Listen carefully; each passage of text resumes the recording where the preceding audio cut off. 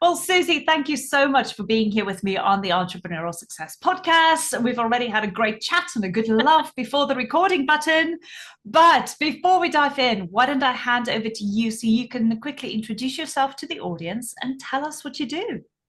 Well, thanks again, Henriette, for having me here. It's always a pleasure to connect with like-minded business people. I am a sales coach, so I help women 40 plus, usually around that age. It's just a generalization, who want to have easy sales conversations that convert to sales without feeling icky, pushy, and manipulative. That's me Uh, in a sentence. and I love that because it's perfect. I mean, everybody's ears are just pricking up now, going, "Oh, I need to hear Susie now." Well, can I just say that's one of the things I teach in my program is how to get that nugget of information really fine-tuned so that, for example, I don't know if you're in a restaurant tonight and you get introduced to somebody's friend and they say, "Oh, what do you do?" You're there, you've got it, you've got the 20 words, Yes. you're ready to lock and load, because it's so much better than thinking, well, what do I do? Well, you're all loose and you don't know what's what. So it's far, far better if you can actually get a nugget to serve people, I find. Yes. Oh gosh, and this is what we're going to talk about today, which is exciting. But how did you get as started as a sales coach? Because I mean, obviously, it's not just like you woke up one day and was like, right, that's it, I'm going to do that. No, it's true. Well, I was in sales right from when I was a 16-year-old. I worked in a craft shop many moons ago, and gosh, I was a really shy person. I don't know if you can imagine that, but I was. And it was a bit of a struggle for me, Henriette, really, because it's just like I'm not sure I want to talk to those people over there. And actually the owner of the craft shop, she was a university lecturer. She had this passion project, which was her soft toys and things and crafts. But she always insisted that I knew everything about everything in the shop, that if I had a furry owl in my hand, I had to, fluff it up with its feathers coming out here. So everybody sort of instantly fell in love with it and then bought two. And she showed me many tricks of the trade where you can absolutely just appeal to your audience almost in seconds. And half the time you don't have to speak to them, which is very interesting. So, for example, one of the things that she taught me really early doors, I one day I thought, I know what I'll do. I'll make some paper roses. So I got some tissue paper and I was a youngster, I was 16 or something, made these gorgeous, big, big flowers. And my idea was, okay, I'll just go and give them to Kay, the owner of the shop, because she's really nice to me, things. You know what? Instantly, she put them in a vase, put a price on them, sold them. And I was so affronted. It's like, they were for you. And then at the end of the day, she gave me the money that she'd taken from the paper roses. Amazing. And that was my first real wake up call into sales about Mm, you can really make something out of nothing. In yeah. my case, a load of tissue paper. So, Powerful learning curve. yeah, it really was a lesson in life. And so I then went into varying sort of roles and things. And eventually I went into IT contract recruitment, which is where you find a person with skills going to a company who wants the skills, and you put them together and you're the agent in the middle. And Mm, it's not an easy role because, it's you have to appeal to both sides. It's not like me selling you a chair or a vase or that plant behind you. The plant will go where you send it at a price, but a person will answer you back and say, I don't want to go to Leicester. Not that there's anything wrong with Leicester. I don't want to work for 42 hours standard, or I don't want to do that type of role. So you had two moving targets all the time. And I became quite a specialist at that. And I really could understand how I had to be in that world. And of course, the answer was that all of my male colleagues were busy trying to be very prescriptive, I think I'd say, so they would see the opportunity and then they would really try and sort of push the person into the sale, basically. And it didn't always work because you got backlash, because Yeah. people were unhappy.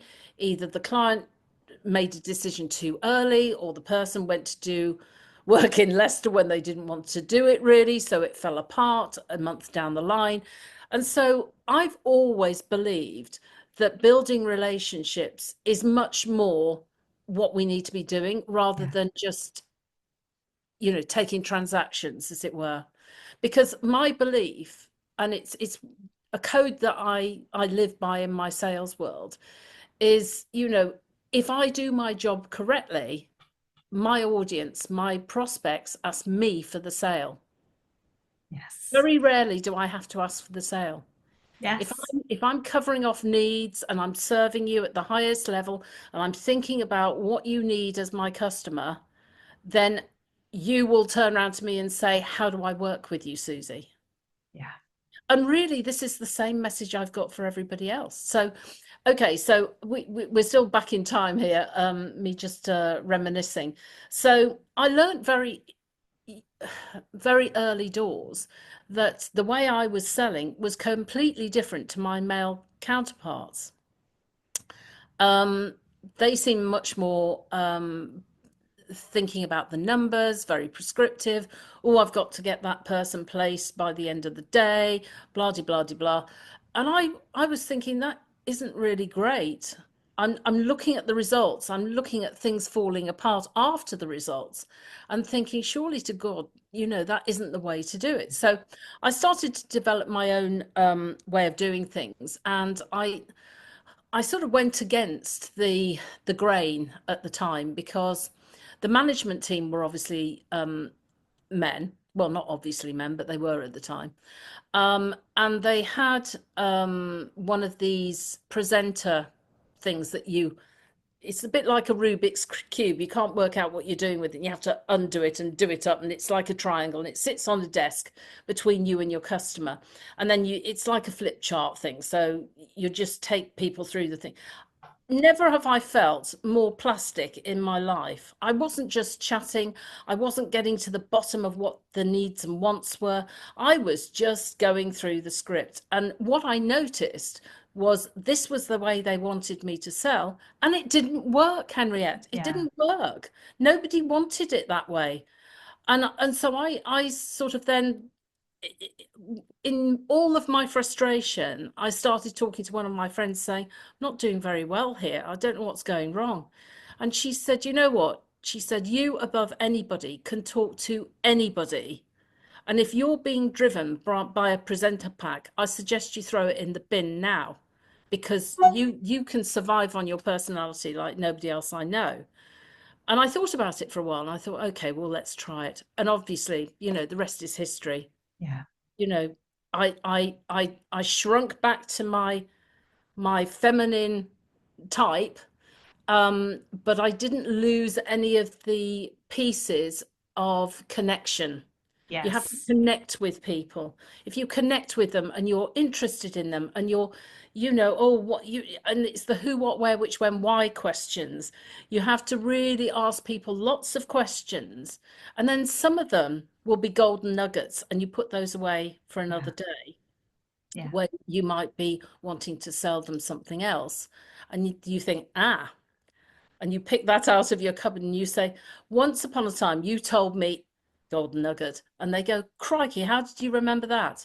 But once you recognize the golden nuggets, they're there for you for the future. And it makes things so Exactly. easy. Yeah.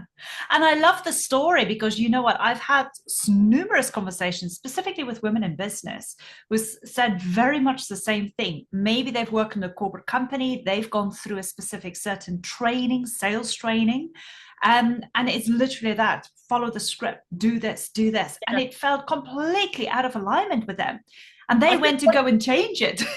yeah, exactly. I think one of the chapters in my book is called Scrap the Script. I love that. I mean, seriously, everybody's talking about, oh, I need a sales script. No, you don't. You Yeah. need to be you. You need to be in your center. You need to be coming from your authenticity.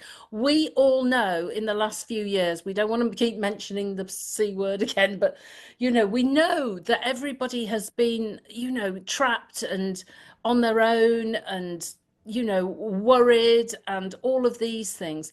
And we need to know are who's authentic, what is authentic. I mean, we look at the news today. I don't want to know about the news actually at the moment. I just want to sit in, what I do best and help the people who identify I can help, Yeah. because I Yeah. can make them soar. I don't Yeah. want people to just survive. I want them to thrive.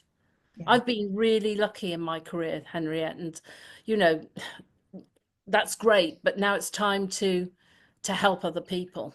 Exactly, which is why I'm so excited that you're here, because this is the thing, and we spoke about it before we started recording this session, is so many women in business, and I'm talking about women in business, men as well, but I know the majority of the audience here is women. The hardest thing for us to do is to sell ourselves. Yes. And one of the things that you mentioned in particular is the kind of advice out there that we can tend to get on an occasional basis is double down on productivity, just be more disciplined and this and this and this. And you kind of say that you feel this is broken. What is your Yeah, perspective on it? I think there's certain aspects that you do need. You need to follow the data. So, if you're doing, for example, I don't know, you've sent out a lead magnet or whatever piece of marketing you've sent out, you need to track the data. Did it work? Which platforms performed the best for you? That sort of thing. Rather than just have this overall, you've got to be doing it bigger, more every day, 15 times, whatever. No, you don't. You have to try something and do some analysis, track the data. Yeah. As a friend of mine says, in God I believe, everybody else, I need data. That's a good one. Just but very it funny. But it is true, because I always say the same thing. You don't have to do everything. And I find this normally for people who's in business, starting out in particular. The first 2 years, I find that we try a lot of things, but Yes. there's got to come a point in your business where you go, okay, I've tried all of these things. Which are the things that I feel is working for me? In other words, go back to the data, but also go back to see what is aligned with you. Do you enjoy doing Oh, those goodness. things? Yes. Well, the first thing that any of us need to know is about ourselves. And most Yeah. of us fall into these things. We think that it's a good idea to do this business or that business or whatever. We haven't done the work, Henriette. And I fell into this as well. Remember, it was only through the School of Hard Knocks that I realized actually I hadn't done the work eons ago. I mean, obviously I've done it now, but I'm talking about when I was like a 24-year-old or something. I just thought, oh, that's a good idea. I'm sure I'd be really good at that, and just talked myself into it. You have to know yourself. It's like, Yes. if you don't like talking on camera, don't. You know, don't do it. Find another way.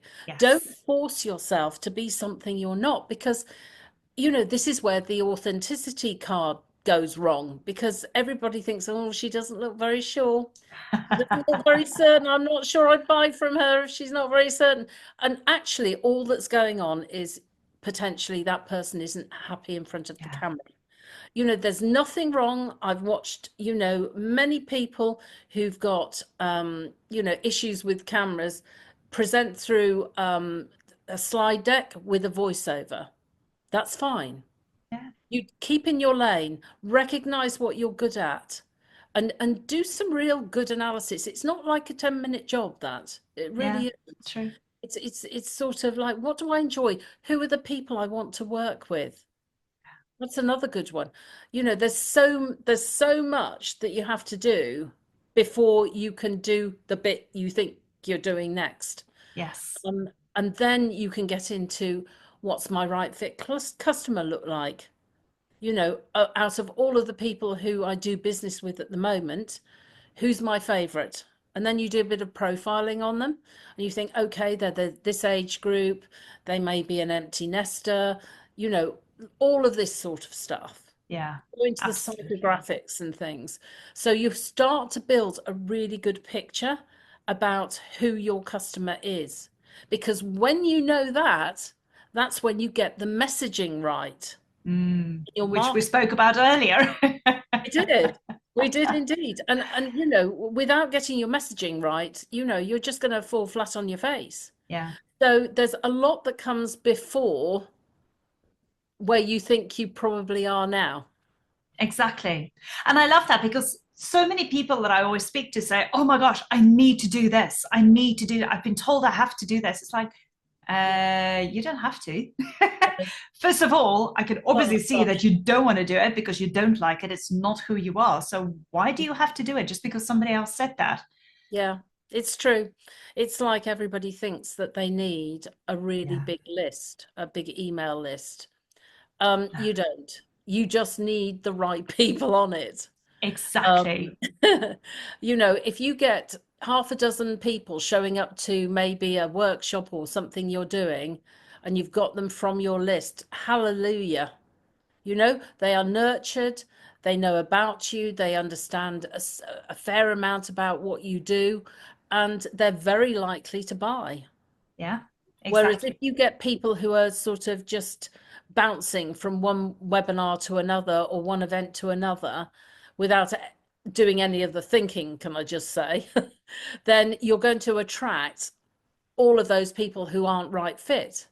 And then Correct. further down the line, you'll think, crikey, you know, what a waste of time that was. Hmm. So do yourself a favor, do the work is Yes. my take on that. Yeah.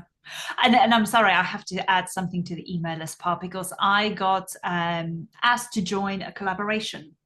But one of the recommendations was that you need to have an email list of 10,000 plus. And I was like, I am so sorry. I do not have that size of email list. I've got a tiny email list, but you know what? It is a bloody good email list. So I'm sorry, I Exactly. do not fall within that category. And they very quickly backtracked and was like, no, no, no, it's fine. You can still. And I was like, no, I'm sorry. It already just said to me what this collaboration is about. Yeah. And I don't The feel numbers that it is game. aligned with me. Yeah. No, good for you. Good for you. I mean, it's a really strong lesson because there's Yeah, so much pressure. And when you're starting a business, the last thing you want to be thinking is like, right, I've got no budget. yeah, I've got yeah. no money to spend. I've got no list. What am I going to do?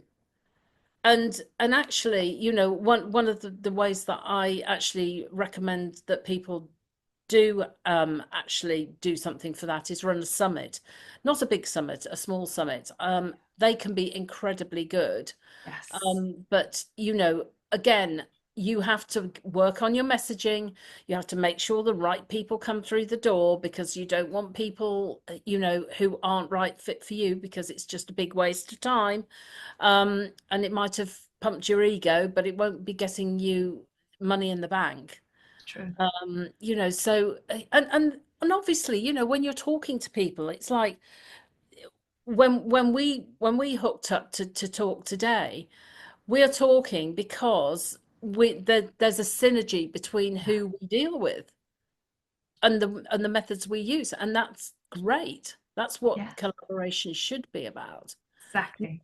Not just drag anybody off the street howling. You And know, trust that me, that is a huge effort in itself as well. yeah. Another Okay. question you have is what is your formula for getting anything we want? It's fine. I think again it's down to needs and wants. You've got to work out in life why are you doing this business? I'm talking to all of your people out there Yeah, listening to us.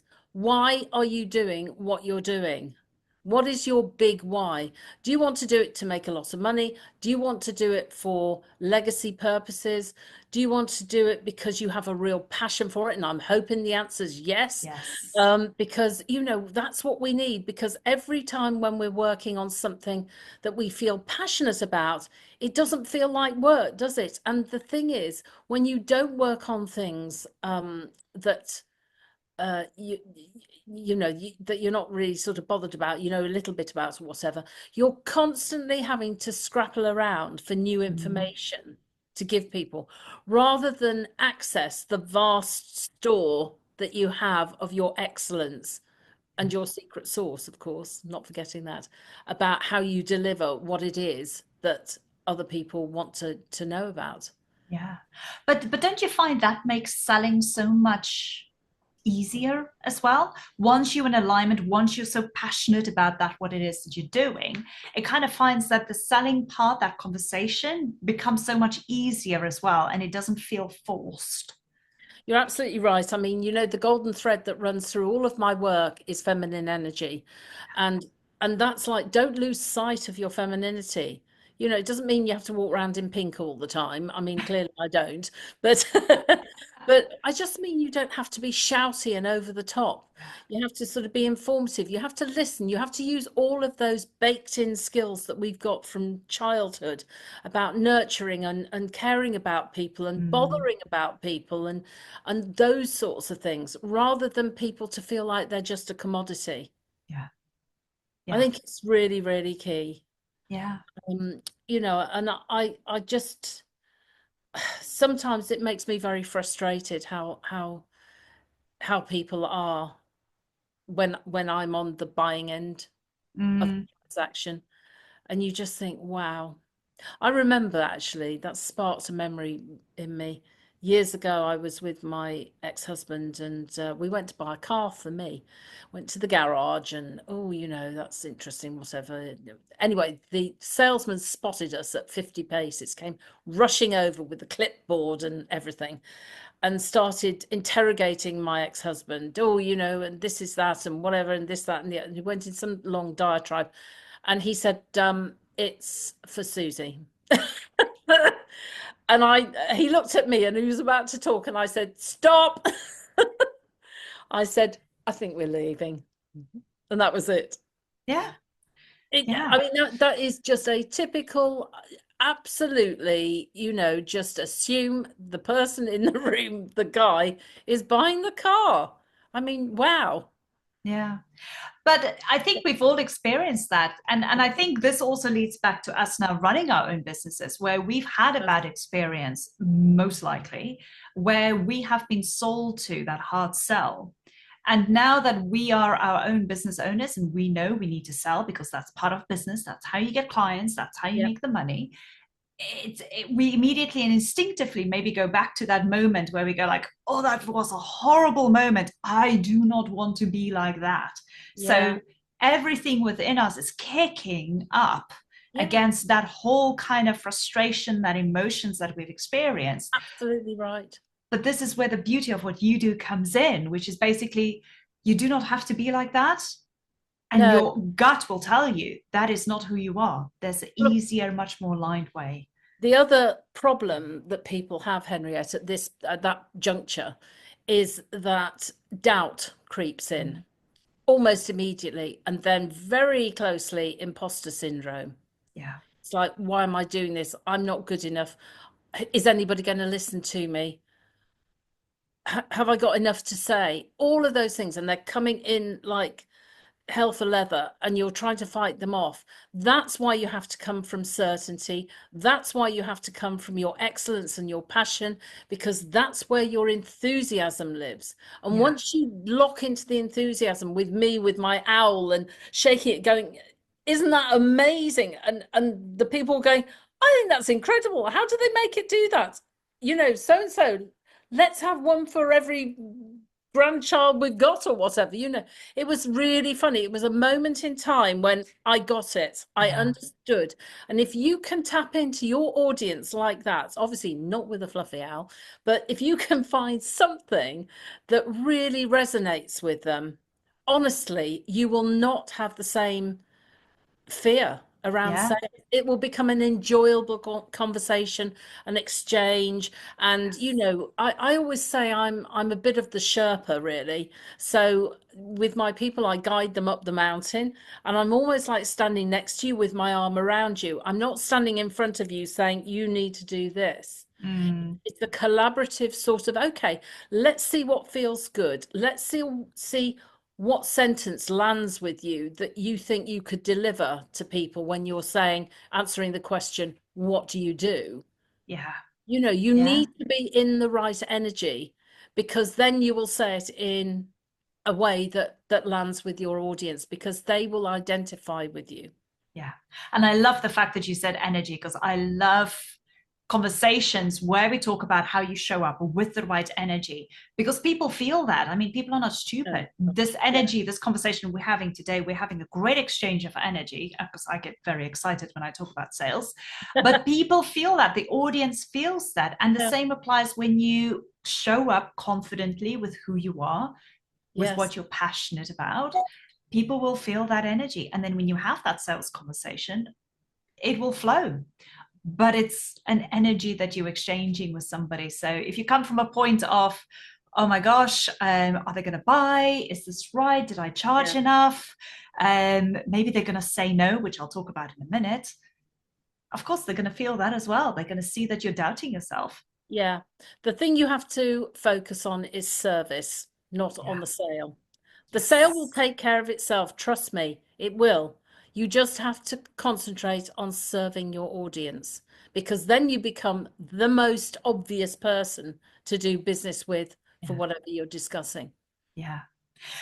One question I have for you is, and this is completely out of the blue, it's just something that I've kind of noted and spoken about lately, and I've experienced myself as well, if I'm very honest, is the fact that as business owners, we also kind of need to go through that phase where we've got to learn that it is okay to get the no's. So if you're having a conversation and you're getting the no, I mean, it is kind of sometimes feeling like it's soul destroying. And then trying to hype yourself back up again and trying to get yourself to go like, it's okay. It was one no, there's another couple of yeses. But it's so hard because you feel like this was disappointing. But what I'm trying to say to people is be okay with a no and understand the distinction behind that, which is for numerous reasons. But it is something that we have to work on as business owners as well. Do you feel the same, or what do you think about that? I think any one of us who is experiencing that, and those are part of the elements of imposter syndrome, obviously. But I think what you have to do is think about the last time you went and bought anything. So if I sort of went out to buy a chair or something, and there was a hideous chair that I didn't like, there's no way I'm going to be saying yes. It doesn't matter if the person's really lovely to me. It doesn't matter if there's 4 legs on the floor for the chair to be on. It's a chair, but do I like it? No. And sometimes you have to realize that either, what you have is not quite dialed into what the person's expectations are. And if that's the case, then you have to look at the questions you're asking. Yeah. Are you peeling back as many layers as you need to understand if you want them to be a customer of yours? Yes. Because you don't want everybody, that's for sure. Because this is where we get the mismatch, and then you get lumbered with people who are just not a right fit, and then the whole thing becomes much more difficult. The person's more difficult to manage, because if their expectations you're going to give A and you give Z, they're wondering where A is, and it was your fault for not identifying it up front. That's why you've got to be heavily into service. That's why you've got to be asking lots of questions to understand who is right fit and who is wrong fit. And then once you've discussed with yourself about your last purchase and whatever you bought, your chair or whatever, and you said no to, it was nothing against the person. It was just not quite right for that table or that part of the room or whatever.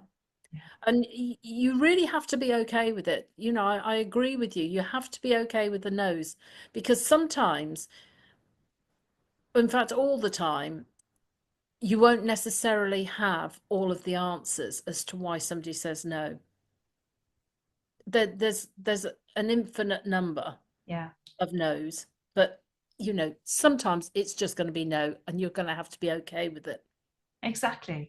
And I think this is something that I wanted to talk about, because everybody's talking about the sale. Get the sale, get the sale, get the sale. But nobody talks about that other part where if you don't get the sale, it's okay.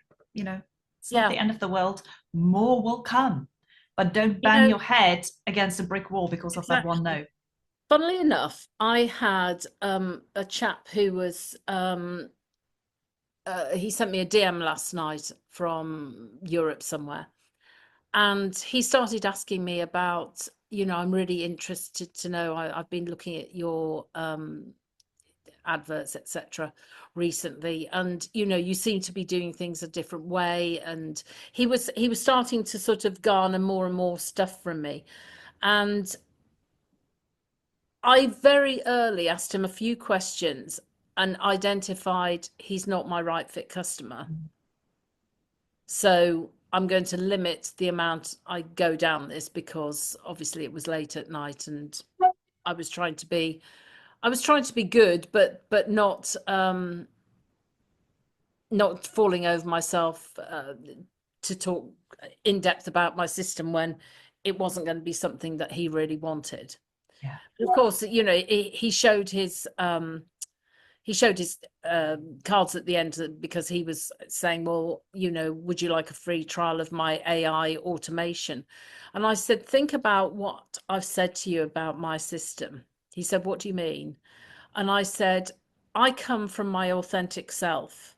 I have shown up to you on your DM as my authentic self.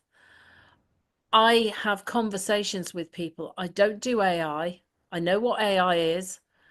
There is a limited use for it in what I do, but I don't use it very much. And it's usually when I'm sort of sorting out a slide deck or something. But you, however, want to use it to automate everything. And as far as I know, AIs have not been baked in with the soul yet. So when Yes. you provide something on AI, it doesn't sound like me, it doesn't feel like me, and people buy me. So that's why. And he said, I can't argue with that. But it's true. It's true. And this comes back exactly to where we started with this conversation with is it's got to be aligned with you. Yeah. You've got to know what it is that you want to do rather than have to do. Yes. A lot of things will be sold to you, or people will try and say to you that you got to use this platform, you got to try it this way, you got to use this script. It's all coming back down to what is aligned with you. Tell us a little bit about your book. What is that all about? Okay, so it's me percolating everything I know from business, 30 plus years, into a book called Sell Like a Woman. Um, Now, note that it isn't like sell as a woman, it's sell like a woman. And so it won't surprise you, Henriette, that last week I had an artist that contacted me, and he said, your stuff is really appealing to me, Susie, because obviously I'm painting, there's a lot of passion in what I do, this, that, and the other. Um, but it's an emotional sell, and I Yeah, don't want to be pushy. And what you're doing is what I need. And so we talked about it for a while, and he said, how do I work with you? But amazing. so, it goes through everything, feminine energy, about energy signatures. There's a bit of physics in there just to make sense for people about why we all sort of buy when somebody's excited or passionate about what they're talking about, because our audience borrows our certainty. That's Yes. basically the Yeah. answer to that. Yeah. Um, and, you know, when we get certainty, that's when it starts to, we link everything we're doing to that certainty. Amazing. So yeah, it's really interesting. So I love that. There's a lot of psychology there as well. I think if you yeah, kind of tap into it, you get a better understanding. yeah, absolutely. So I split the book into the magic and the method. The magic is actually about you yourself, uncovering your own magic, uncovering your own secret sauce, as I call it, and how you blend that into your irresistible offers. So it becomes a cohesive, feels like you sort of proposition. Yeah. Yeah. Yeah. That's what we all need. Oh my gosh. And I think, this beautifully relates to everything that we've spoken about here. But I'm so sure, and I'm talking to the audience now here. For those of you listening or watching this video, I think there's so many things here that Susie has said that you just feel like, yes, that's it, that's it. Because in so many ways, you always felt that when you were having sales conversations, there was always kind of like a resistance, something wasn't feeling right. But now that you kind of have that permission from me and Susie saying, follow your heart, follow what you feel is right with you, follow that female energy, because that sometimes tend to help you to do things in a certain way that is right for you. And if anything, go and get Susie's book, go and read about that. I Yeah. mean, I'm very intrigued myself. I want to go and have a look. Well, luckily I became an Amazon International #1 bestseller with it. So I'm pretty proud of that, which is great. Should So be. you can get it on Amazon worldwide. Perfect. And what we'll do is we'll make sure that the link is in the show Oh, notes so you thank guys you. can just go and get it there. But then in addition, Susie, you've got an amazing event coming up, a 3-day event. Tell us a I little bit do. about this. Yeah, it's really good actually, Henriette. So I've obviously, if I'm not going to walk the walk, I need to be quiet now. Now, everything you've heard from me today is about service. So I decided to put together a 3-day event where we roll up our sleeves and we get stuff done. This is not just like turning up to a webinar and then listening and going and feeding the cat or whatever you're doing. It's like get some stuff done here. So there's things to do, there's interaction. I even on day 2, I do some laser coaching. I pick some people to actually laser coach live. And we'll be going through things like your big why. We'll be going through things like who is your right fit customer and things like that. So I'll be touching on elements of my main 12-month program. And obviously at the end of the 3-day, I will make you an offer to join that program. But this 3-day event, it will be, well, for Henriette's audience only. I'm putting out an early bird offer on that. So it's not very much money at all. It's out, I think we're putting it out at £49 for the whole 3 days, which is incredible value. I mean, it's just Indeed. nothing. Yes. But the thing is, you'll get stuff done. You'll move your business on further than you ever thought possible just in those 3 days. And yes, it's an investment in yourself to do that.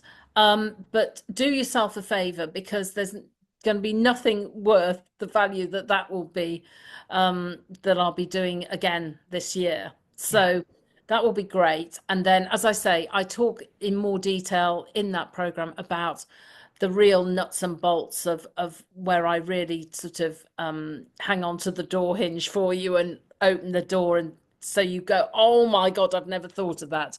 Exactly. So it's all great fun, and it's you're going to meet the other thing is you meet other people who are coming to the event. And trust me when I say, at the end of the 3 days, you will not want to leave that group of people, because you'll have done breakouts with them, you'll have heard their story, you'll have heard their woes, and it's just an amazing bonding experience. And for many of us women in business, so many of us spend so much time on our own, don't we? So Mm-hmm. it's great to find a group of like-minded people. Yeah. And of course, you have then the opportunity to join the main program where you meet them again and you meet others like them.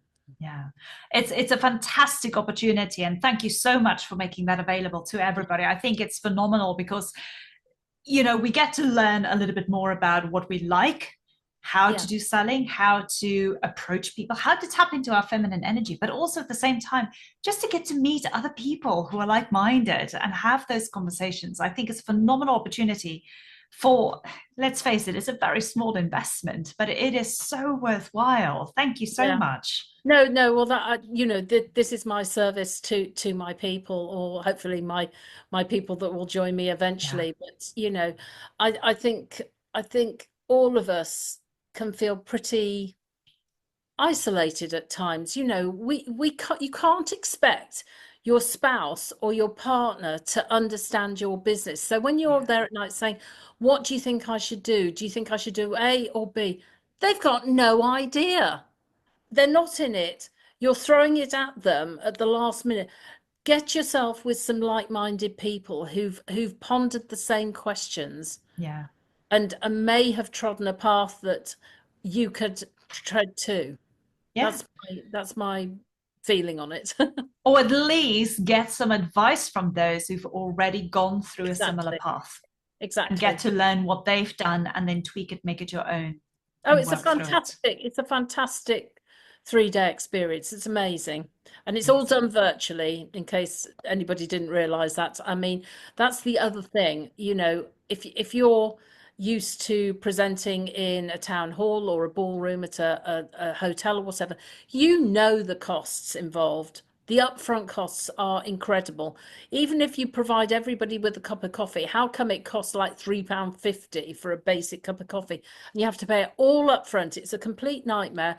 Whereas if you come to my virtual live event, which is called Sell Like a Woman Live, obviously you'll be making your own coffee, I'm afraid. But hey, you don't have to go through the expense of traveling, which I find is always the best part. So Exactly. always So the bonus. yes, so do yourself a favor and invest in an early bird ticket and have some fun. Amazing. Well, I'm definitely going to have a look at it as well. So, for those of you listening, again, go and check out the book. The link is in my show notes, and definitely go check out the event. That link will also be in my show notes. Go and sign up because it might just be one of those moments where, yeah, it could change the way you think about sales. It could change the way you do things in your business in order to go and get more sales. But also, you get to learn a lot more about yourself, which is what we said about in the early stages. When you're in business, you get those opportunities where you learn more about yourself, which I think by far is the best thing in life. Definitely. But with that, oh my gosh, Susie, we can talk about, the mindset, the energy, the sales. We can talk about so much. And I just love this conversation. But thank you so much for coming on and sharing it all. We'll be in touch very soon. Sometime. You invite me, I'll come back again. Oh, I think we will. We definitely need to talk more sales because there's so much more to it. But obviously, I know everybody can only take so much in. So we'll leave it at that and we'll do another session again. Amazing. Thank you so much. We'll speak soon. Thank you. Thanks so much, Henriette, and see you soon.